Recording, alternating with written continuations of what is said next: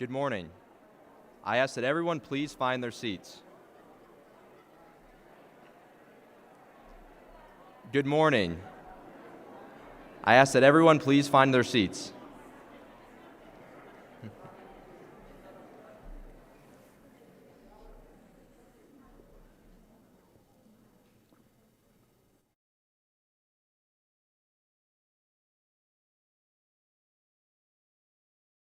Good morning, and welcome to the 2020 State of the University Address. I'm Tarleton, and I have the honor of serving as Tarleton Student Body President and as the student member of the Texas A&M University System Board of Regents.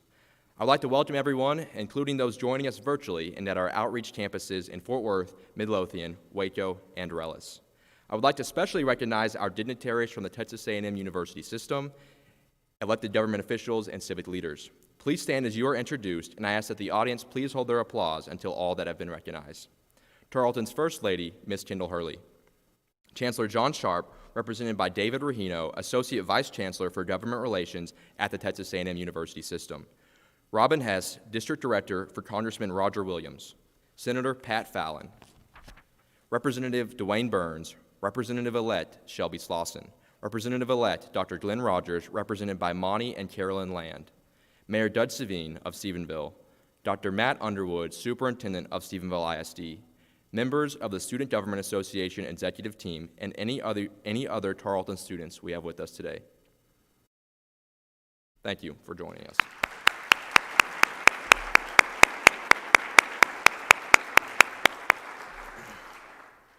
At this time, I ask the Tarleton Corps of Cadets to come forward and post the colors, and invite members of the Tarleton Chamber Choir to perform the national anthem. Would those that are able, please stand.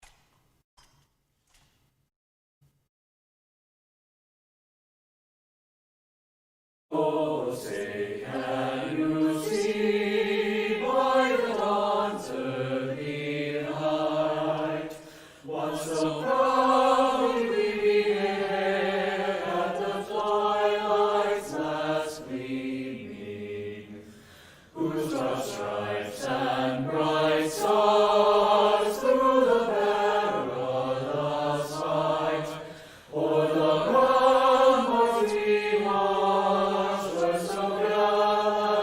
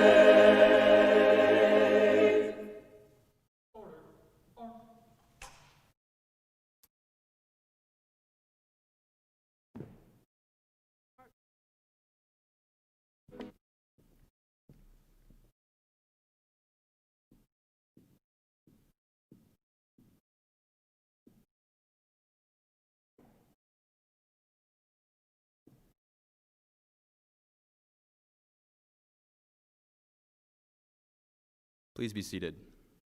Thank you all very much. I ask Dr. Troy Robertson to come forward to be recognized for his work in preparing the performance of our national anthem. Please help me.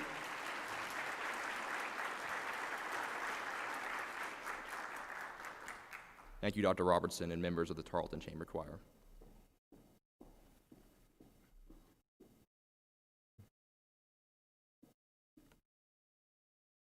As student body president, I have the tremendous honor of leading Tarleton's first Division I Student Government Association.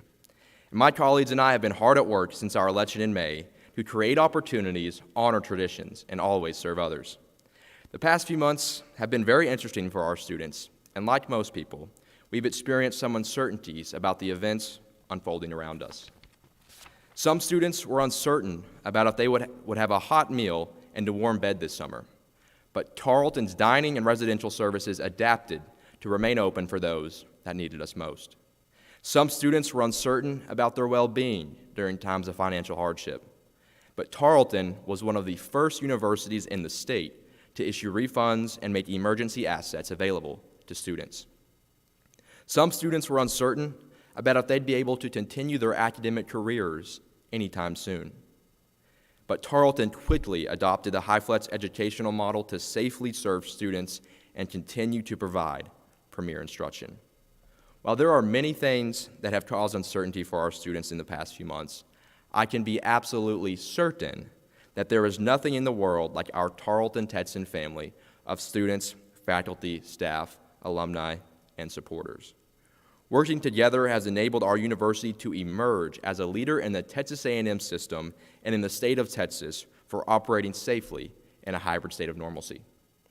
Student leaders from other universities often ask me about how our programs and safety measures are so successful. My first answer is, it's because of our commitment to ourselves, our commitment to our fellow Texans, and our commitment to our university. On behalf of our 14,000 plus students, I extend my sincere gratitude to each one of you and to President Hurley and his team for their leadership, compassion, and support that has allowed Tarleton to thrive during such unprecedented times. Your hard work has paid off and allowed us to welcome students back to our campuses for the fall semester. And boy, are we glad to be back. I think my generation has been made famous by our affinity to our cell phones and our digital lives, but that hasn't been the case this semester. So far, I've seen less headphones in ears, more strangers become friends, and record engagement in many university activities.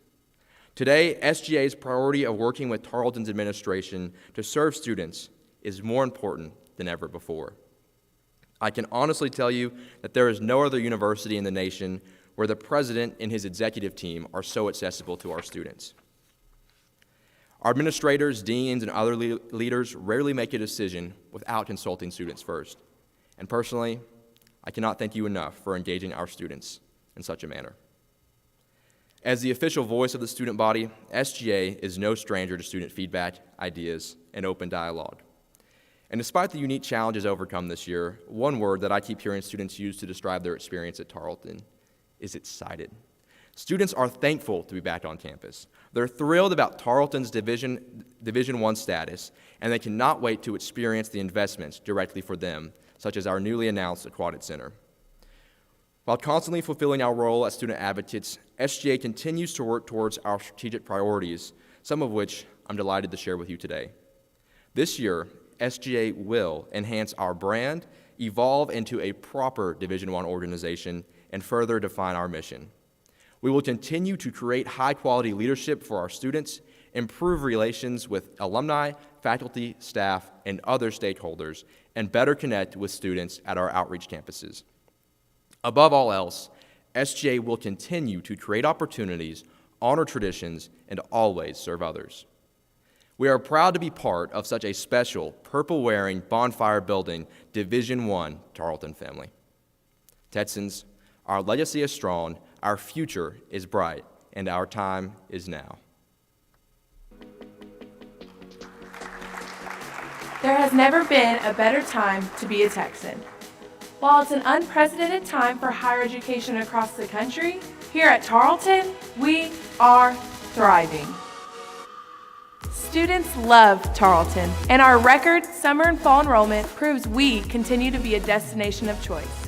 This semester, we celebrate our largest and most diverse class in the history of our university. We're also continuing to create agreements with ISDs across Texas. We signed 35 memorandums last year and look forward to signing 25 more this academic year. While our growth in numbers is apparent, our physical growth is equally hard to miss. Soon, students will enjoy a new aquatic center, and in the next 18 months, we'll break ground on a second building for our Fort Worth campus. We're also laying the groundwork for our future multi-purpose arena, which will continue our commitment to Division I athletics and much more. Apart from athletics, our academic programs are also on the rise. Our number of engineering students has doubled in the last decade, and that's why our School of Engineering will become a standalone college in 2022. Alongside it also stands our new Leadership and Military College, which aims to grow our Corps of Cadets to 500 strong in the next few years. On the graduate front, we're also establishing the Texas Center for Rural Research, Innovation, and Economic Development. Our plan is to build the university's first dedicated research facility and help grow our regional economy. All of this is happening as we prepare for reaffirmation by the Southern Association of Colleges and Schools Commission on Colleges, better known as SACS-COC. This process will show that nearly 100 years after our first accreditation in 1926, that our mission continues to fit the needs of our students. Last, but equally as important, this year we'll also finalize our planning and launch our largest comprehensive capital campaign in our history. Our goal of raising $100 million will expand access, opportunity, and innovation for both current and future Texans. There's never been a more exciting time at Tarleton, and the future is bright. These accomplishments would not be possible without the commitment of our dedicated faculty, staff, and students. Thanks to you, we are growing our way out of this pandemic and are well on our way to becoming the premier comprehensive regional university in the nation.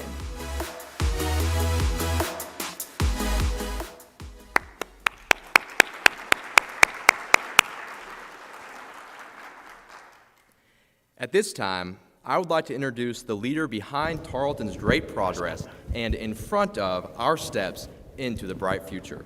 Please welcome Tarleton's 16th president, Dr. James Hurley. Thank you.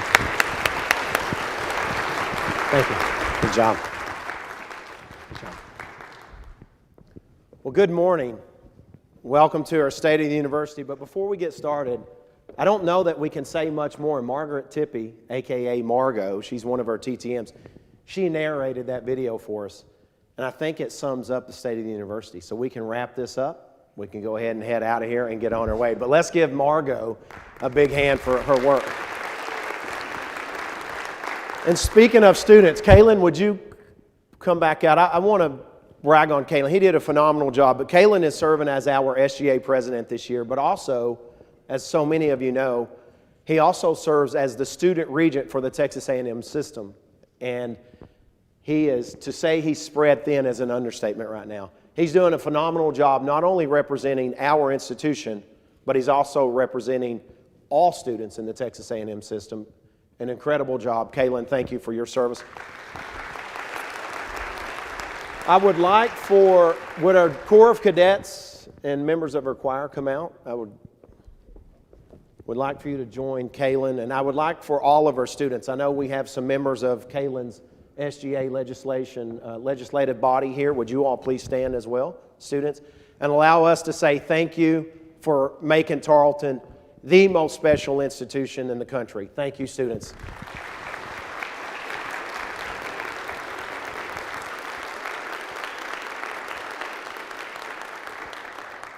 And I have to make note of Keaton's hair. That is the most fantastic hair if I had that much hair, I would do that, Keaton. You wear it brilliantly. Thank you for bleeding purple in all ways. Thank you, students, for all that you do. We love representing you each day and how you represent your student body. So thank you all.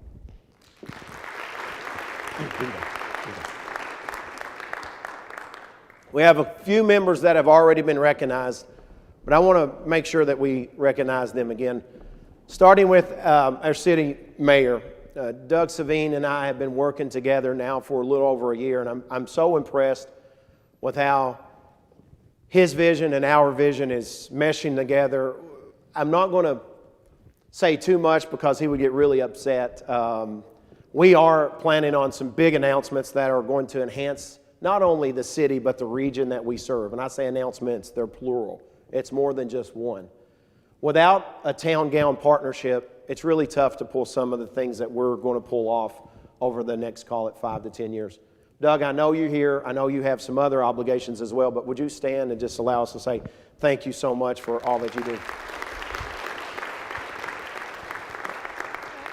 I asked Matt Underwood, our superintendent of Stephenville ISD, to come and represent all the superintendents, principals, and counselors across our region. Without those partnerships this past year, we would not be able to experience the growth that we've had. They came alongside, they bought into the vision. They've been supporting this institution for so many years. Matt's a great friend. He and I often will go up to the president's suite at the football room or the football stadium, shut the door, and we just vent to one another. And he's been a great friend, and so I appreciate his leadership, but more importantly, representing all the P12 educators today. Matt, would you please stand and allow us to say thank you? Congressman Roger Williams could not be here, nor could potential Congressman-elect August Pfluger. Both are very busy. August preparing for an election and a potential bid in Congress, but also Roger Williams is in D.C. He's fighting hard, representing us. He sent me an awesome text this morning. He's very supportive, but I know his chief is here, so would you please stand and on behalf of Roger Williams and allow us to say thank you. I want my executive cabinet, I know they're here, they're spread out, but I would like for our vice presidents to stand and allow us to say thank you for your leadership. What an incredible group of men and women to work with each day. Thank you. Dr. Cagwin's our newest member. Gabe, stand up quickly. He just literally joined us a few days ago from Arizona State University. We did introduce him at the General Assembly. The last three individuals I want to recognize are, well, time out. I better make certain I recognize one more very, very important person. That's our First Lady and my beautiful wife. Kendall, we've been here a little over a year now, and the love that you all have displayed, even on days that you want to choke your president, and trust me, she understands. We're very thankful for the opportunity to be part of your Texan family. But I want you to know I couldn't do what I do without our First Lady, and so I'm so incredibly blessed. Kendall, would you please stand and allow us to say thank you? She's there every step of the way with me. And then the last three I want to introduce, I'm going to start with our state reps. I know we have two in person. We have a newly elected represented today. But I want to start with our newly elected representative that will represent our district. She is no stranger to Stephenville. She's no stranger to Tarleton. She's been on our campus many times. She's been in a lot of our buildings. That's Shelby Slauson. She and I have had even since arrival, we've had a good relationship. Long before I had any idea that she was going to run for office, she came and just offered her friendship to Kendall and I, and we're so thankful. She will represent us very well. She bleeds purple. Shelby, will you please stand and allow us to say thank you? She's already purpled out, right? So wear that every single day in session. So people, Representative Burns is here, and I know he needs no introduction. Representative Burns truly bleeds purple in so many ways. He has multiple degrees from this institution. All of his family members graduated from this institution. His sons attend here. We're so blessed to have him join Shelby in representing Tarleton. He doesn't represent our district. But when Shelby needs someone else to Representative Slauson, I'm sorry. When Representative Slauson needs someone else to help her carry some of the bills or things that we want to try to perpetuate out of a session, she's got a champion in Representative Burns. And I'm so proud to, A, call him a representative, to call him an alumni, but more importantly, a friend. Dwayne, would you stand up?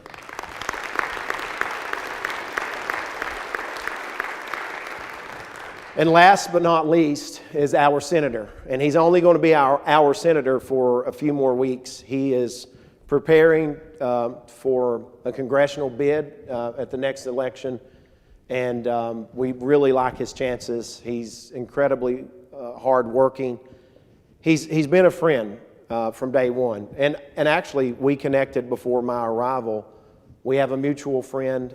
One of his staffers and I had a friendship couple years before I even knew this gentleman that walked on water by the name of Pat Fallon. He ran 7 marathons, 7 continents in 7 days. That's crazy. But he's a relentless worker. He has represented us well. He will represent us well in DC. So Pat, would you come up? Kaylin has a gift we would like to present to you for your service as our senator for Erath County. We appreciate the support for the many years that you've supported us. So I think we're going to take a pic. Thank you so much. Thank you so much. All right, we'll take a pic right here.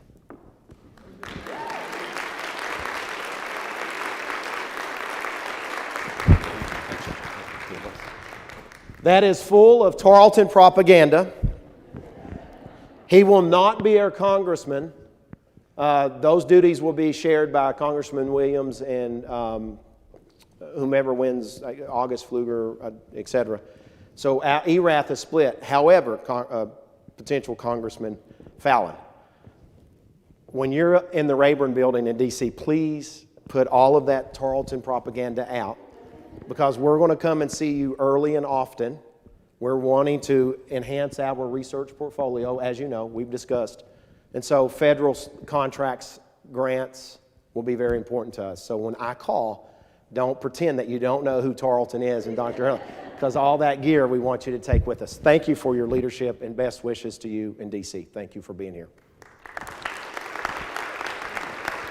I also think, quickly, I think it says a lot about Pat for being here. He doesn't have to be here. He's not representing. He's not running for this Senate seat. Win, lose, or draw, he would not be representing Erath, but he wanted to be here to display his love for this institution and the region and the district that he serves so much.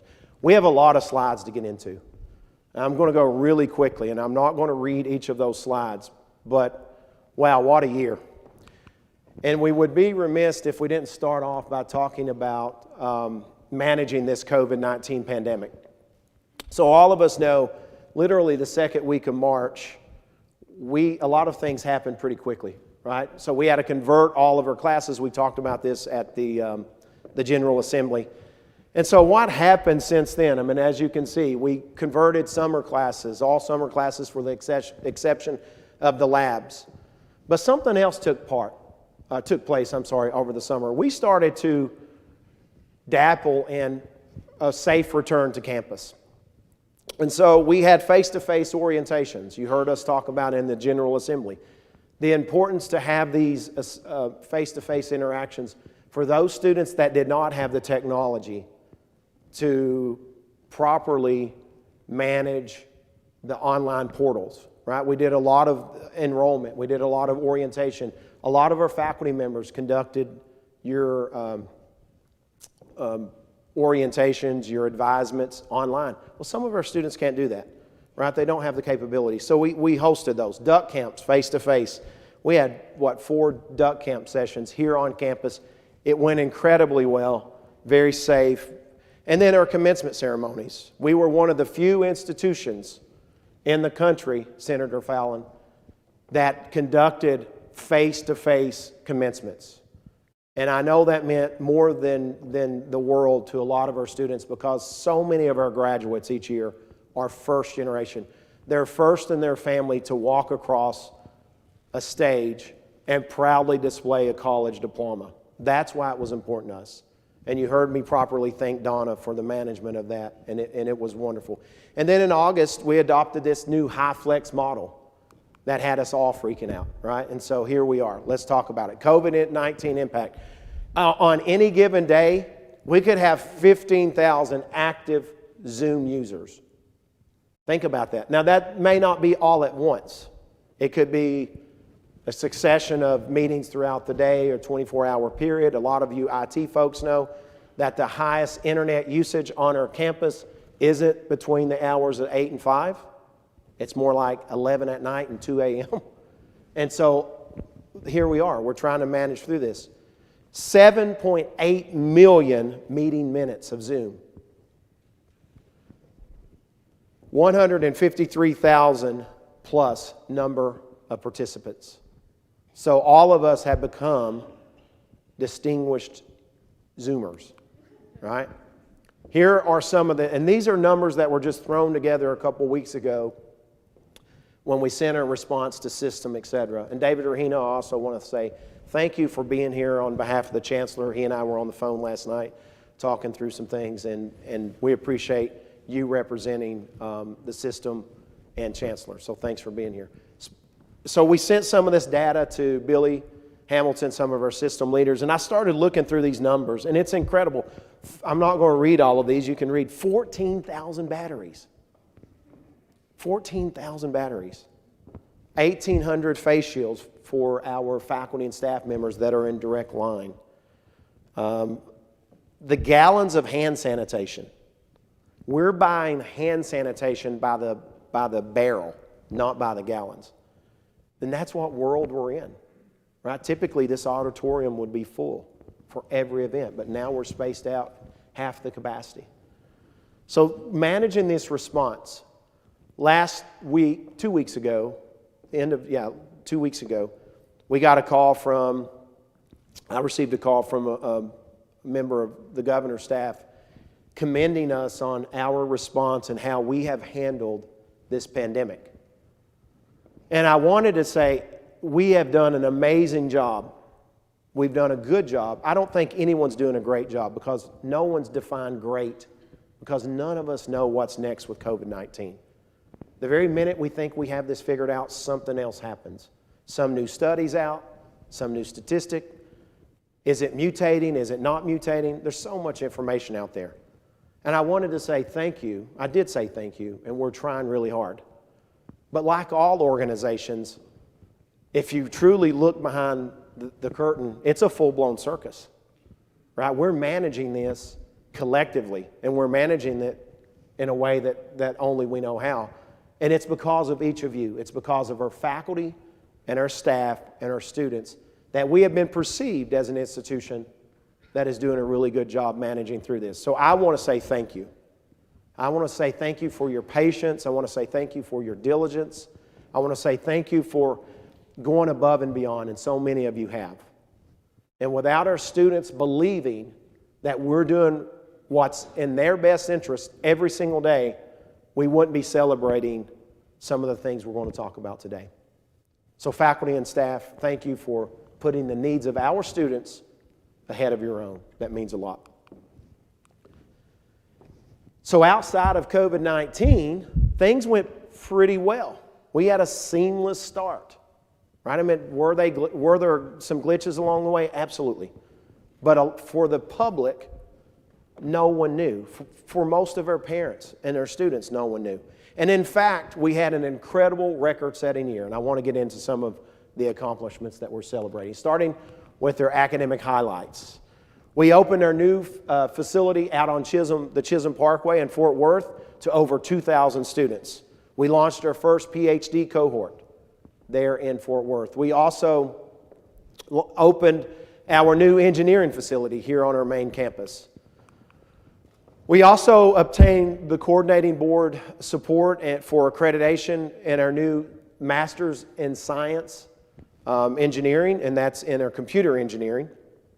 And also, we expanded the lab facilities. We had the groundbreaking out at the Ag Center, and what an incredible facility now. I think that was a total of $10+ million, Lori, in enhancing those facilities there for our ag students. Also, I'm really proud of these two. If you think about Carnegie and what it stands for, we are now qualified and soon will have the title as a Carnegie R2 Doctoral University High Research Activity Institution. That's really, really important for what we're going to talk about here in just a few minutes. But more importantly, we received the Carnegie's Foundation's Community Engagement Classification. David Rahino, we were the only institution in the A&M system. We were one of very few in Texas, but more importantly, we were one of only, I think, 119 in the country that garnered this distinguishment. And so I'm very proud of the efforts of the folks that were behind this. Enrollment success. You've heard it. We've celebrated this for some time now. We had a record-breaking year. Highest total enrollment in the history of the institution. We had the largest freshman class, and we have the most diverse population, student population, in the history of this institution. Not only in this first-year class, but across the institution. And I'm so proud of that as we continue to transition into an institution that looks like Texas and looks like the world. That's very important. Diversity and inclusion matters. And every single student, every single employee that comes to Tarleton, they need to feel like they're part of our Texan family. We have to help everyone find their sense of belonging, their sense of purpose and place. So our total enrollment, I disagree with this slide in a lot of ways.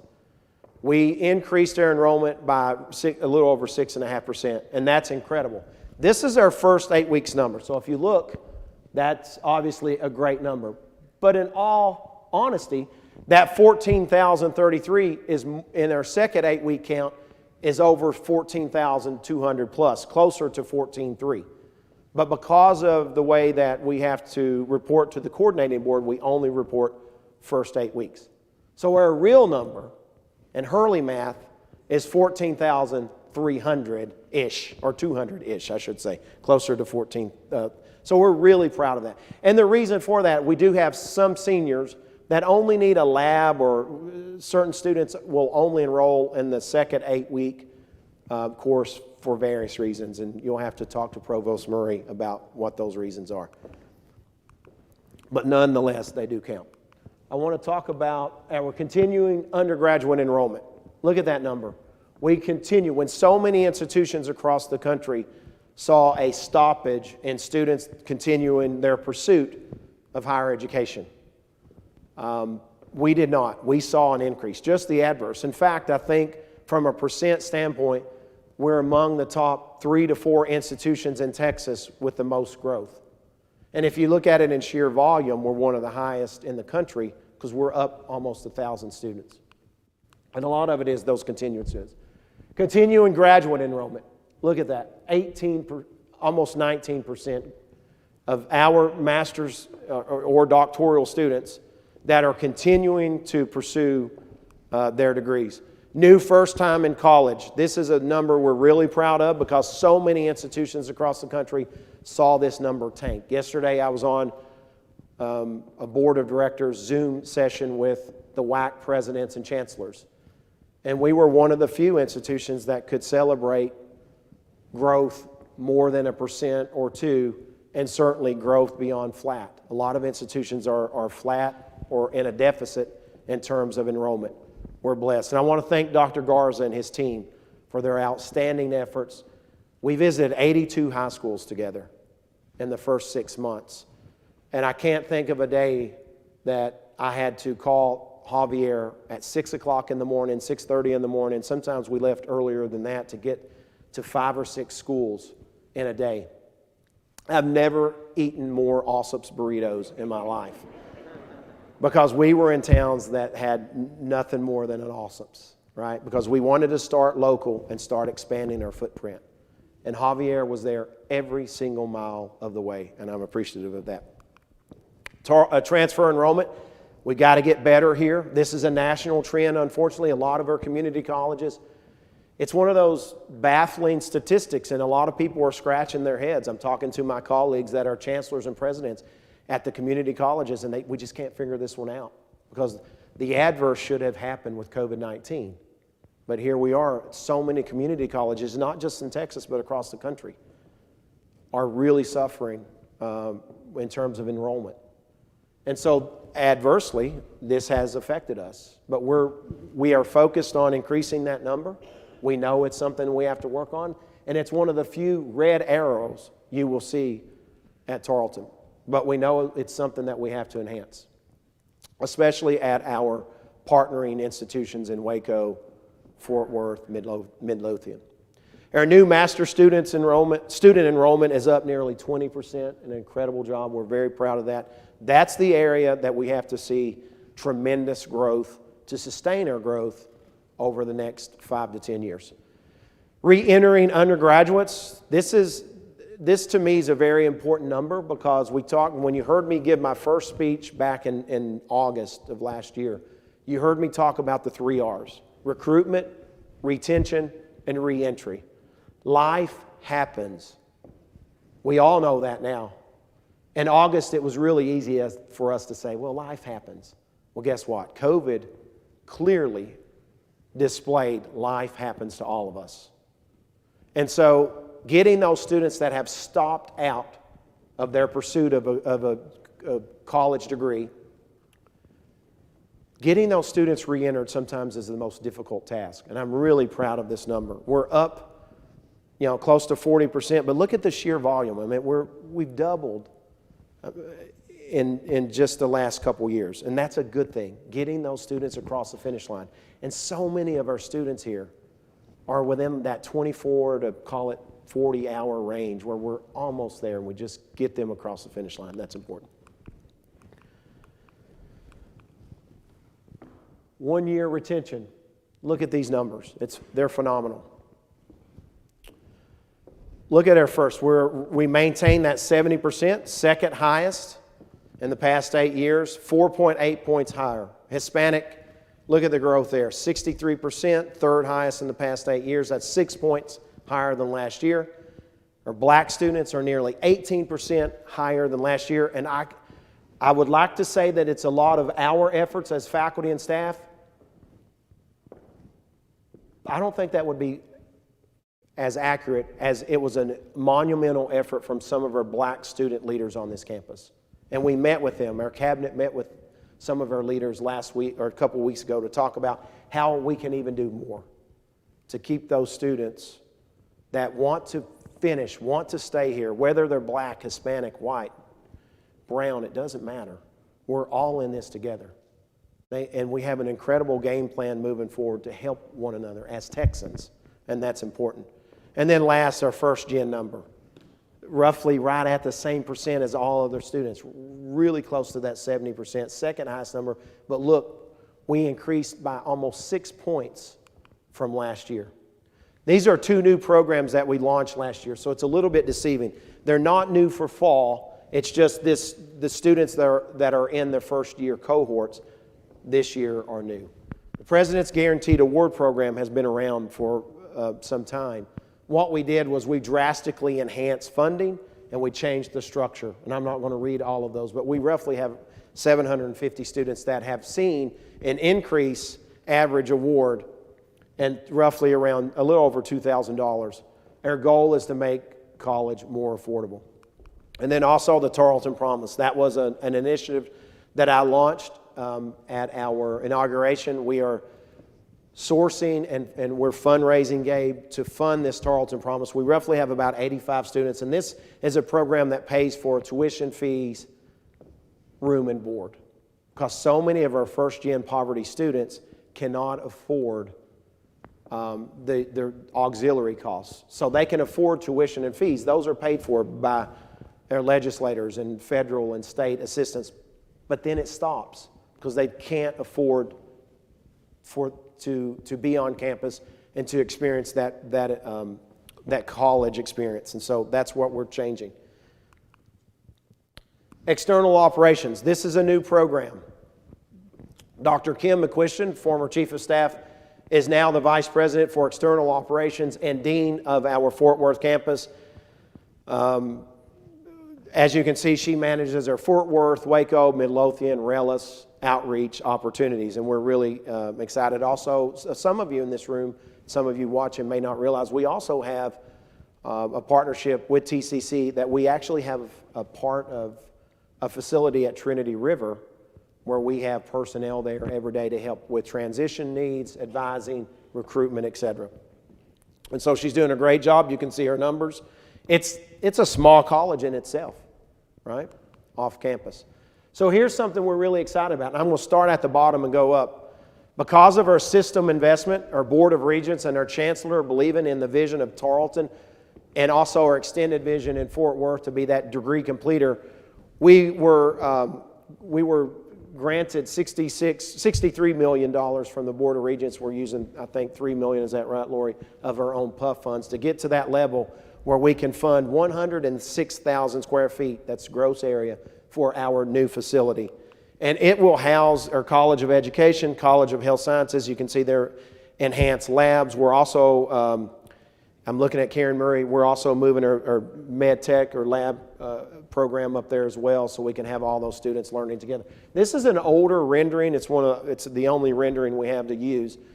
Building 1 is obviously up. Building 2 will be breaking ground very soon. And we're really, really excited about that. So those are just the learning centers. Finance and administration. I want to really brag on our CFO, Lori Beatty. She did a phenomenal job. When March hit, COVID hit, I should say, us really quickly, we knew, she and I sat in a room literally for the first day figuring out what the finances will look like 6 months from now, because we knew that this was going to have a drastic impact. She did a phenomenal job of garnering those resources together, and we really had to put the brakes on a lot of things because we knew funding was going to be impacted in a pretty drastic way. And I want to talk about that in just a moment. But I want to share with you, this is the FY21 revenue budget. We're right at $219 million. That's up almost $20 million. We were slightly under $200 million last year. You can see state appropriations. I need to make sure that Shelby and Dwayne are awake for this session right now. Just watch the next few slides and then you guys can go right back to sleep if you need to. But I want you to see we roughly have about 25% of our funding comes from direct state support. Roughly 36% tuition and fees, and then you can see the rest, contracts, grants, student financial assistance. Some of that is funded through the institution. Some is funded through our foundation and other external sources. And then you can see the other. Sales and service, those are the auxiliary costs. Those are room, board, athletic contracts, things that we make significant revenue from, and it's roughly 20%. It's real revenue for us here. It's really important. So to look at our expenses, it matches as Chancellor Sharp would demand. We can't spend more than we make. But one thing that I want our faculty and staff to look at, nearly 50% of our budget is directly tied to personnel. And in all honesty, that's a really good number. Some institutions across the country are closer to 70%, but they don't have the offsetting revenue. And that's the problem. That's where a lot of institutions are finding themselves upside down right now. Utilities is roughly $4.8 million. So our personnel cost alone is roughly $106 million. Equipment, you can see scholarships is roughly a little over $15 million. Operations and maintenance, roughly $64 million. And debt service, which I'm really proud of, that's a really low number for an institution our size. That's roughly a little over $27 million. So all of us felt the burn from the governor's order to reduce our budget. So we had roughly a $3.5 million reduction over the biennium. The problem for us was the biennium also included FY20, and we were 9-10 months into spending, right? Because when this occurred, it was April-ish, May-ish, and we had already spent a majority of our funds because, again, going back to that personnel, we have such a heavy load in fall, spring. And so Lori and I had to figure out, okay, how do we find $3.5 million in a budget where we're at Tarleton very, very lean to begin with? And this was the model. She and I, from the second week of March, started trying to capture as much cash as we could because we knew this reduction. We had heard whispers. David Rahino did a great job of keeping me apprised to what he was hearing in Austin. Amanda Tollett, being our new chief of staff, coming from a legislative office, coming from Austin. She had lots of friends where things were starting to whisper. Lori and I knew that this was going to be bad. And so this is how we manage that. We went over this once before. You can see roughly $155,000 we took from operating budgets. Those predominantly came from my budget and Lori's budget. We had already asked Karen and Javier and those leaders to reduce their operating budgets so we could stockpile cash for a merit increase. And we did that roughly November-ish. And so we didn't want to go back and ask our deans and our department leaders to cut more. We did go through a reorganization, centralization of services and shared services. That was part of the reduction in force, although it wasn't a reduction in force, where we ended up losing roughly 30 positions, 32-ish, 35 positions on campus.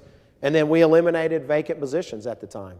And a lot of those positions now have been unfrozen, and we have started to hire a lot of individuals back. But at the time, we had no idea what tomorrow was going to look like.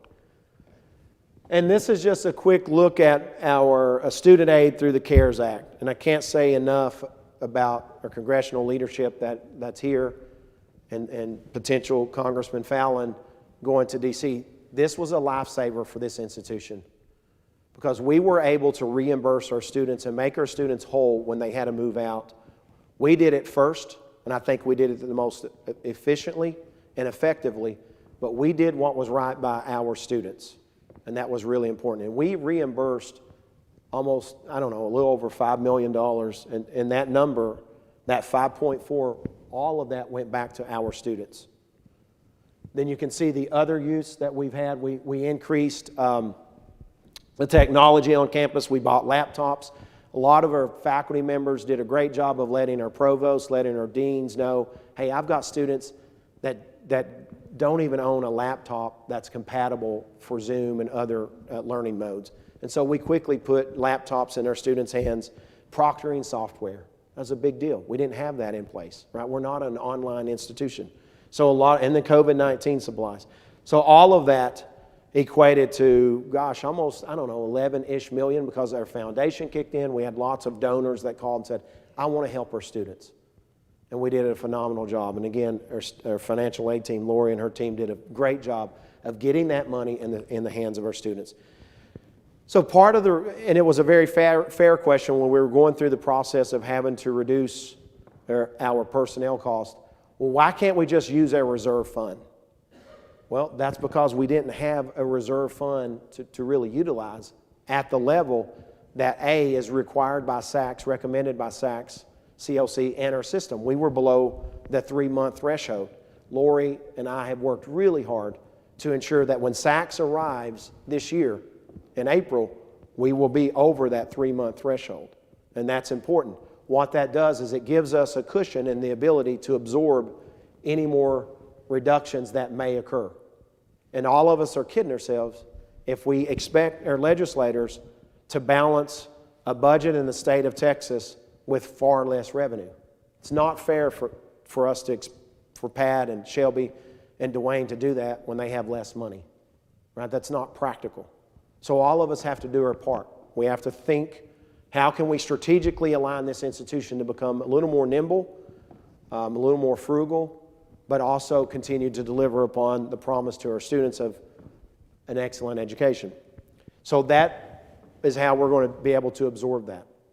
And if you look at the last, call it 5 years, from 15 to 19, we were under the 2-month. So we had a lot of ground to make up last year and this year. And so we're there. We feel very, very confident. And I think the financial structure that we have in place and the financial solvency moving forward, I feel very confident about. So a budget summary. This is something that's really important. Lori and I, when we presented our budget to the chancellor and to the regents, we did include the 4% merit for our faculty and staff. And that increase is on hold. It is proposed to the Board of Regents, but I think they did a very prudent thing at their meeting, and that's to pause any increased spending until we see what enrollment numbers look like. Not only this fall, but what's going to happen in the spring as well. And so they have not said no, right? They just want to wait and to ensure that our numbers and everyone else across the system will look like we hope they look. We're in really good position. Chancellor and I have talked about this a lot. He knows our desire to increase the merit pool here. I feel confident that that will happen, but I only feel confident that it will happen if we maintain our growth. Right? We can't come in this, in the spring semester and lose 20% of our students. We can't have our dorms half full, Kelly. Those are all important measures to then allow our Board of Regents to have confidence in saying, yes, you have a solvent model for this year. And I think they absolutely are correct in doing so. Do we all like it? Well, no, and I'm sure they don't like it as well, right? But it's the prudent thing to do with their fiduciary responsibility to serve this system and our students. But it is there. We made sure it's there. It's still there. Lori is holding that 4%. We're not spending that 4% on anything else. It's important to invest in our human capital, period. It's important for us to invest in you as we ask you to do more, right? That was our number one priority. The CARES Act, you've already heard, that was roughly 10.8. Our increase in the budget, so someone might ask, well, how did we increase our budget by $20 million in the midst of a pandemic? It came down to two things. First, the P3 housing repurchase. That now becomes part of our books, if you will, right? Our revenue and expense statements, and also our conversion to the NCAA Division I, and which was covered, if you remember, by our student referendum when they enhanced their student fee. So that's why you have an increase in expenses, but you also have an increase in revenue. This is what I'm really proud of. Look at the savings. The P3 housing, our Board of Regents and our Chancellor supported us. It was unanimous in their support for us to repurchase the P3 model. We roughly had five residential units in a P3 model. The others were not. Well, that's a very complex model of accounting when not all of your beds are under a P3 model. We saved $1.8 million per year by refinancing. It's really hard to beat 0+ prime rates, right? And as educational treasury bonds, there is no negative rate, so an ETB bond at 0 is phenomenal. I told Lori, we'll never beat 0. And so that was the perfect timing for us, and we passed those savings on to our students. And I think the housing cost reduction was anywhere from $500 to $50 for some of our students. And that's going to be perpetual. So that, again, is part of that reducing the cost of attendance for our students. Student success, let's talk about this. I'm going to go through these slides quickly. Our mission, I think you know the mission of this institution, but this is specifically to our student affairs. Sense of belonging, involvement, services, transitions, student needs. Really proud of our community members that have stepped up with the Purple Pantry. A lot of our students lost their seasonal job. They lost their temp job. Some of our students still haven't returned to employment because of just the sheer fact that not as many jobs are out there right now. And so food insecurity, housing insecurity became a very real issue for our students. The Text Connect, I love this program because if you look at this diagram, the holistic care, if you think about what's in the core, those are students, right? So we could easily put students and even faculty and staff, but think about the food insecurity, the housing insecurity, the unexpected emergencies, and the physical and mental well-being. That's really important for us to emphasize. Not only are our students physically in danger, they're mentally in danger because their parents have lost their jobs, their loved ones have lost their jobs. They could have even lost a loved one during COVID, right? So that wears on the mental well-being. COVID-19, Kelly, I want to commend Dr. Steyer and you and your team. You did a phenomenal job. So many of our students stayed on campus when a lot of students went home because this was the best environment for them. This was the safest place for our students to be. And Kendall and I had the good fortune of living on campus, and we saw those students that stayed the entire time, every single day. We became very close with a lot of those students because really it was us and them. We couldn't go out to restaurants, we couldn't go, and they really couldn't either. But we had the purple truck delivering meals, and it was just beautiful to watch because a lot of those kids told Kendall and I they would come over to the Trogdon house, they would come in the backyard, when we would just sit and talk. And it's amazing some of the challenges that our kids faced during that time, but they face really on a daily basis. But a lot of our kids said, I don't want to go home. I don't have a home to go home to. This is home. When I leave my dorm room, I don't know where I'm going to go. That's Tarleton. That's who we are. We educate first gen. We offer opportunity and access. And if anything good occurred in this pandemic, it was an eye-opener for me of just how daunting some of the challenges are for our students each day. I'm proud of our police force, police department. I see Chief sitting here. Chief, would you stand and allow us to say thank you for all that you do? We support you.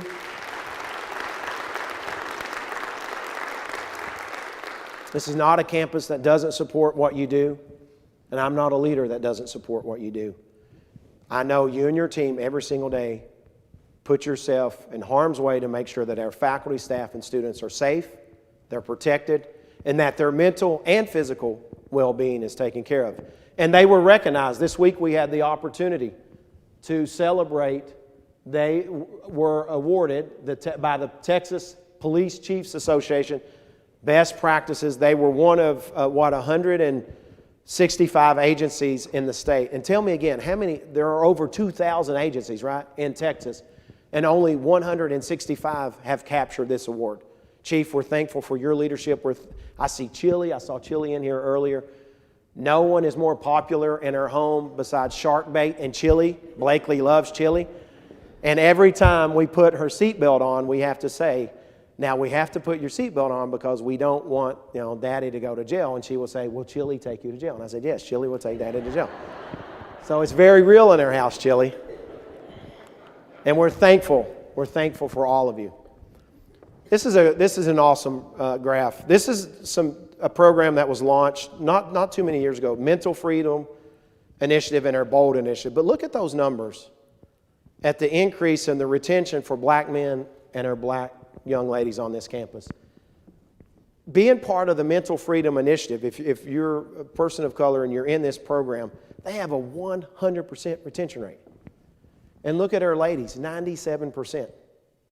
So what they're doing, that initiative, we need to mimic, obviously, right? Because it's working. I'm very proud of that. I'm very proud of our students and those leaders. Ongoing engagement. In case you have been living in that cave and you've not came out of the COVID-19 lockdown that we were all in, athletics have been postponed. Football season is now going to occur in spring, and I see our athletic director and vice president for intercollegiate athletics.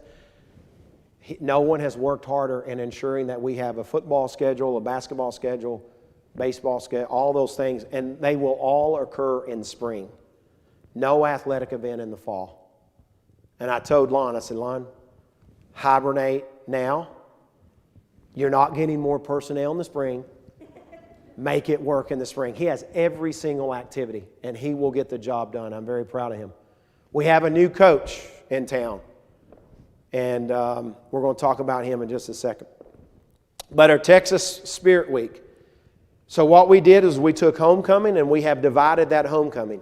So we have a week of Texan Spirit Week, which are some of the activities, and then some of the more traditional activities we will have around our homecoming football game. We think it's March 20th, am I correct on that? Against our good friends at Midwestern State. We thought some tradition should continue on, and us beating Midwestern State at homecoming should be one of those. So let's continue that one.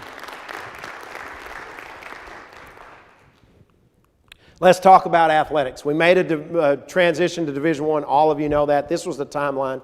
Lon and his team have worked relentlessly. This started really before I even arrived. I talked to Chancellor Sharp upon our first encounter and talked about the vision for the system and the vision for the institution, how they align, and how we needed to move forward quickly. I will admit, I don't think Lon and I and the Chancellor felt that when we arrived in Denver that it would happen as quickly as it did. We're in the WAC Athletic Conference. And this is the geographic outlay. Now we are adding new members. In fact, we just yesterday voted a new member on. It's somewhat confidential, but you'll see in the next week or two that they'll make their announcement at their institution, and it's a big deal. We're really excited. But we got a new basketball coach. Our basketball coach, Chris Reisman, came to me and said, I want to transition to administration. My heart's in administration, and I think now's the time. And I said, Chris, it's a terrible time. This is an awful time. And after he and I spent some time together, I clearly figured out that his heart is truly in athletic leadership, not coaching. And I said, what are we going to do for a coach? This was, I think, the pandemic. We were in COVID. He said, well, we got a great coach 30 miles down the road. And I think he may have some interest, but I'm not sure. And he said, Billy Gillespie. I said, Billy Gillespie, the guy that coached at Kentucky? And I said, I know that guy. When I was the president at the University of Pikeville, he beat us 40 points in his season opener when he was the head coach at University of Kentucky. I said, find another name. Come back to me in 2 weeks. He came back in 2 weeks and he said, Billy Gillespie's your guy. You're going to have to let bygones be bygones. You were in NAIA school. You had no business plan at the University of Kentucky anyways. And I said, yes, we did. Billy paid us like $35,000 to play. Coach Gillespie is our new basketball coach. He's here. Coach, would you stand up and allow us to say welcome to our Texan family?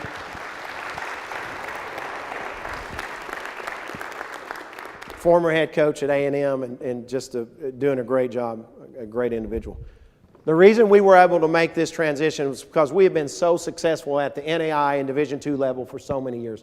I'm not going to spend time there, but as you can see, we were dominant in the Lone Star Conference. So athletically, we weren't concerned. My next concern was, are we ready academically?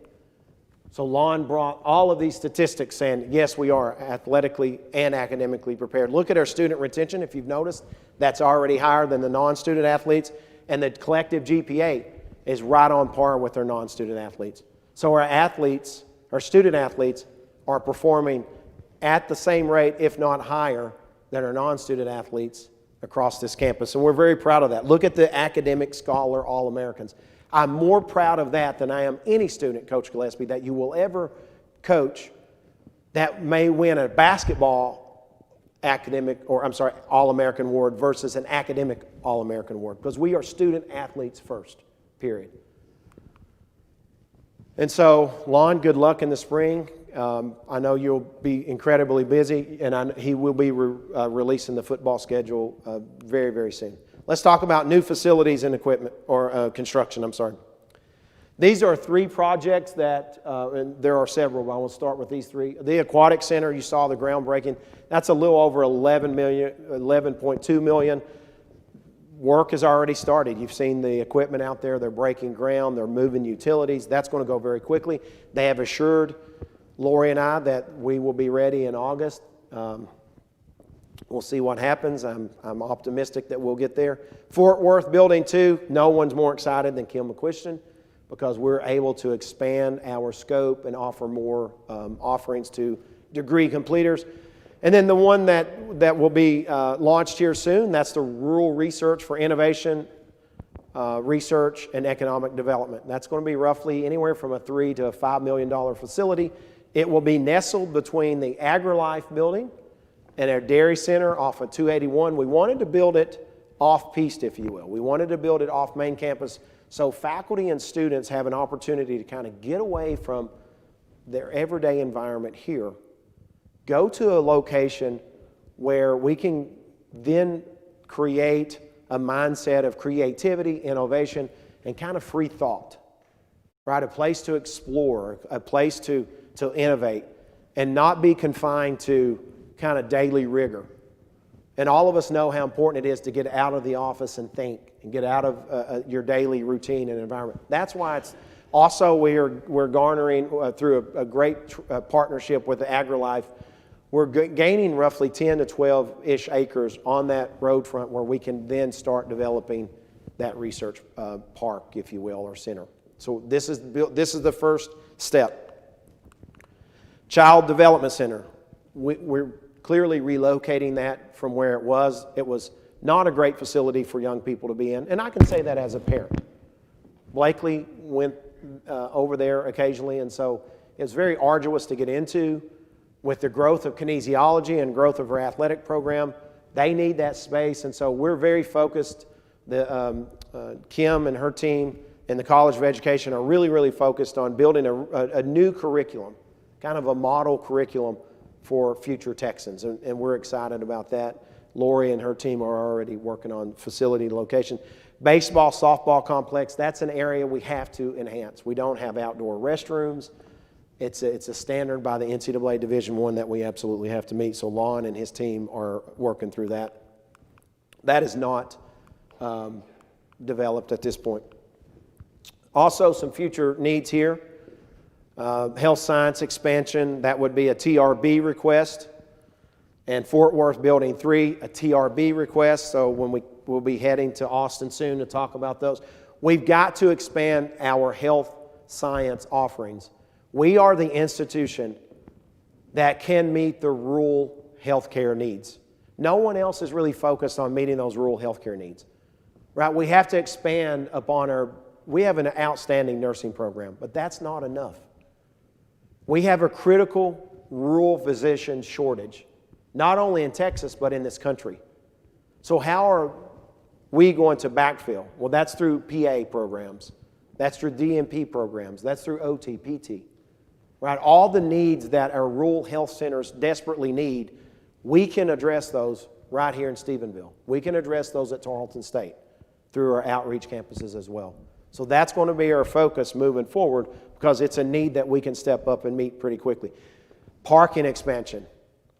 We've got to start thinking about stacked parking at this institution because our single surface parking lots are eating up so much prime property, and we're running out of property.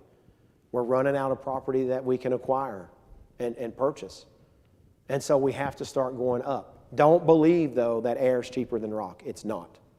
It's not. People say that, and it's not. There are other structural reasons why it's not. However, it does save space, and we desperately need space as we grow. We did not have enough beds. Kelly and her team did a brilliant job of finding alternate placements. We had, at one point, over 200 plus students wanting to come to Tarleton, needing a bed. We're out of beds. And as we continue to grow, right, bedding becomes very important for us. Housing becomes very important. We need a convocation and event center. Wisdom has served its useful life for many, many years. But we have grown beyond.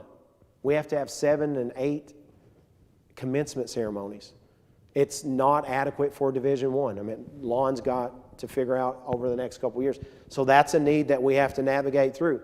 And it's not just a gym. We don't need just a basketball gym. We need a convocation arena. We need a convention center where we can start hosting conventions and seminars in the masses of 6,000 to 7,000 people.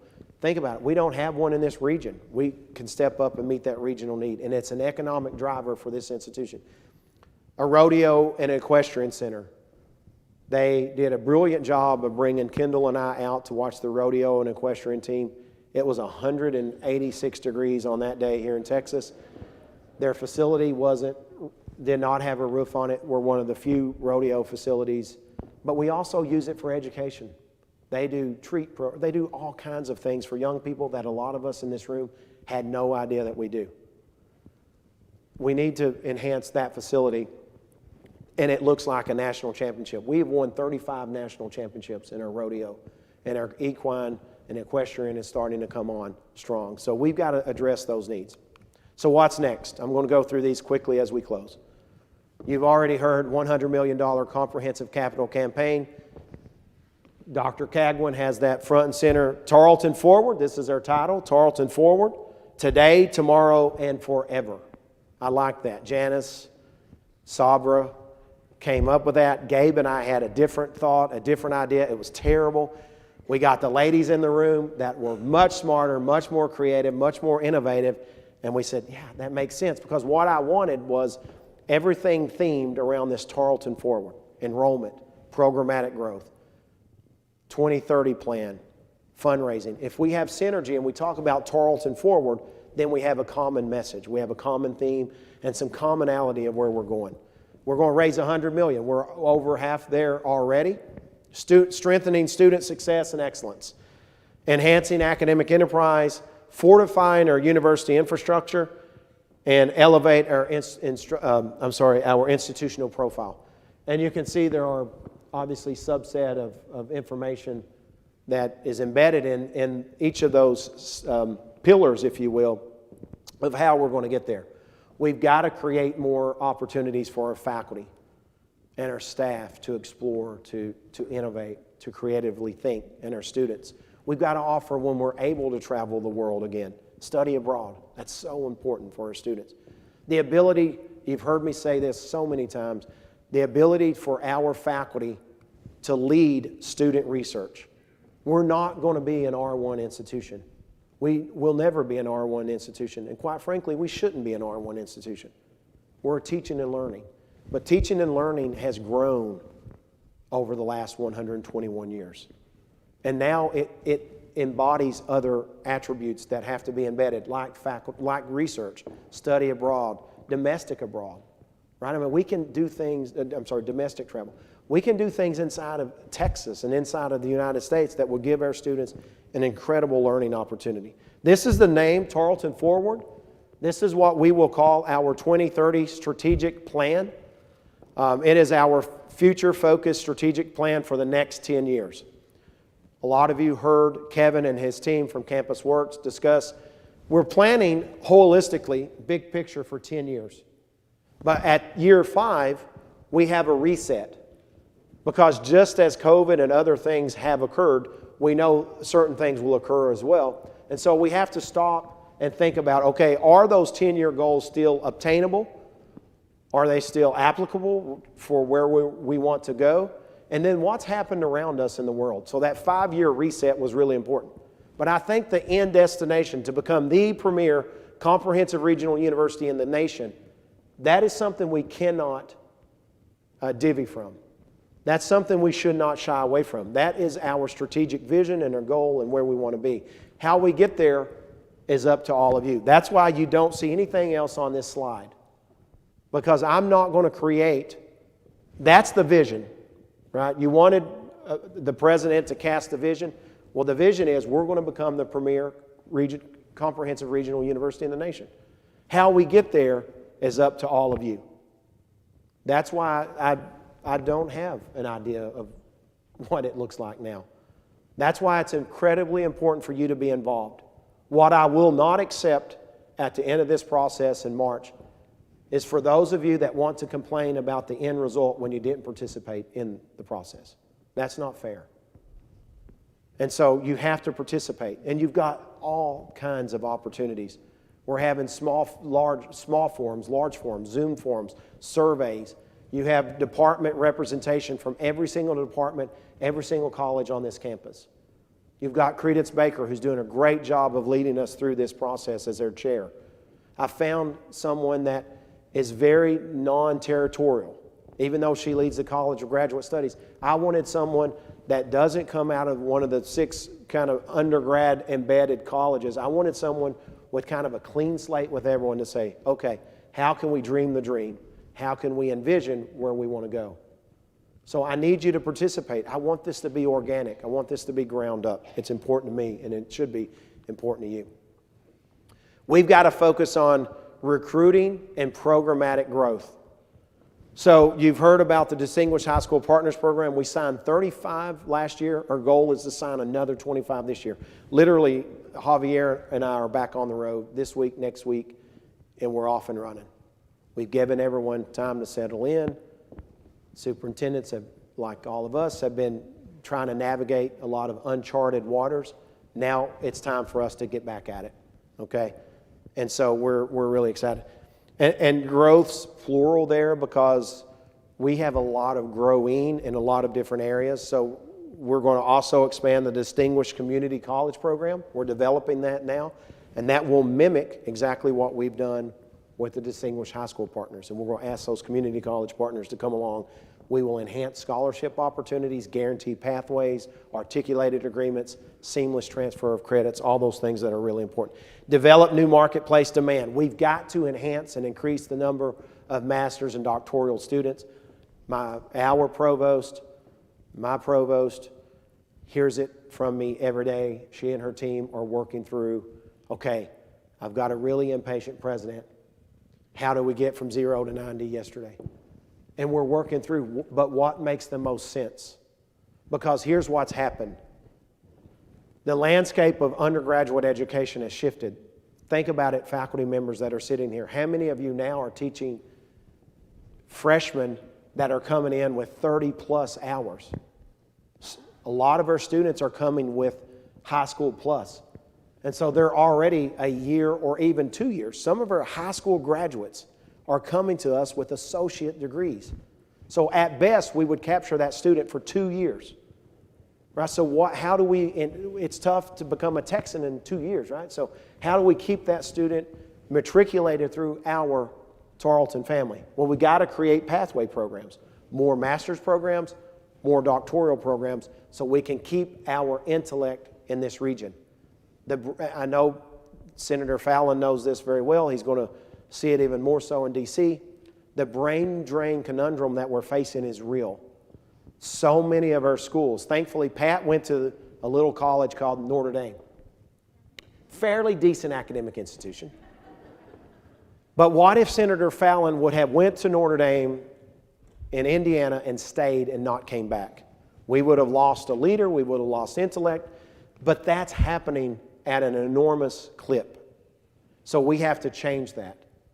We have to figure out how we can keep our best and brightest in this region, right? That's really, really important.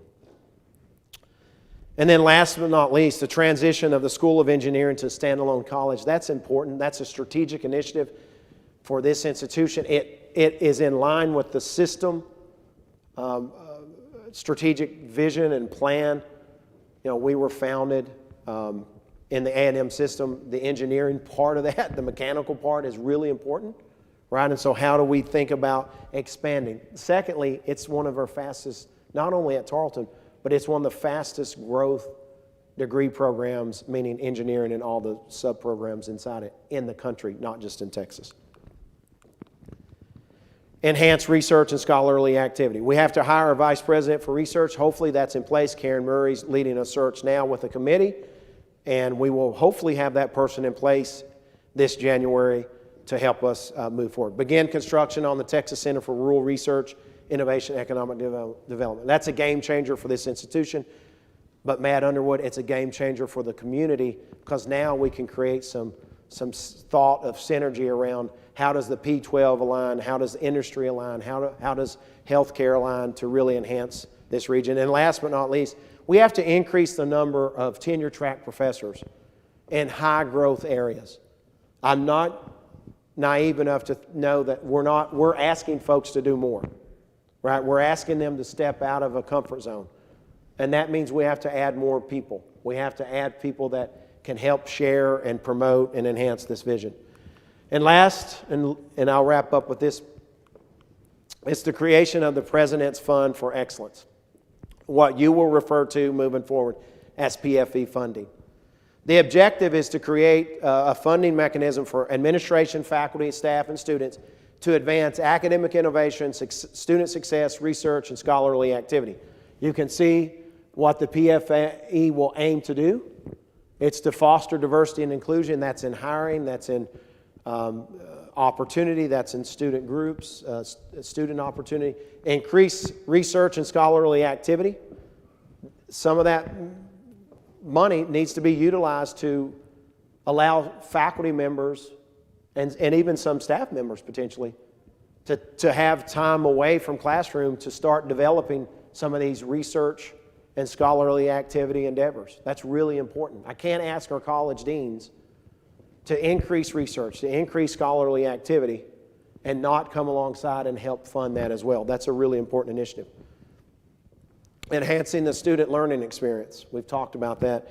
And then just simply raising our institutional profile. We're starting this fund with $1 million. And we have taken a lot of our strategic initiative money, and instead of spending it in various, on monuments or brick and mortar or whatever, we thought we want to invest this in program and people. Right? Programs and people. And it's going to be really neat. We're going to create a committee. This is the first launch of this. We're going to create a committee of business leaders, community leaders, faculty and staff members, administration that will scan through these applications and figure out what strategically aligns with the mission and the vision of the institution. They'll submit those to me for approval and funding. And I'm going to really depend on this committee to provide the information that I need to ensure that we're spending this money wisely. And Lori and I have a hopeful goal to continue to enhance this. This doesn't take away from the provost. I didn't go to Karen and say, all right, I'm taking your research initiative money and pulling it into my fund. She still has hers, and the deans still have theirs. This is an add-on.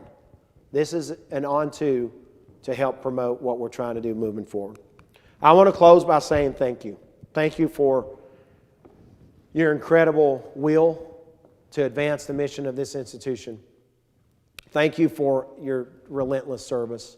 Thank you for your love and passion of Tarleton. Thank you for obviously making our first year the easiest year ever. I mean, nothing would have surprised us coming to Texas, not knowing Texas more than COVID-19. So thank you for that. And simply may you forever bleed purple, Roll Texans. So thanks for being here. And once again, it's incredibly important to always remember the reason we're here, and that's for our students. Godspeed. God bless each of you. Roll Texans.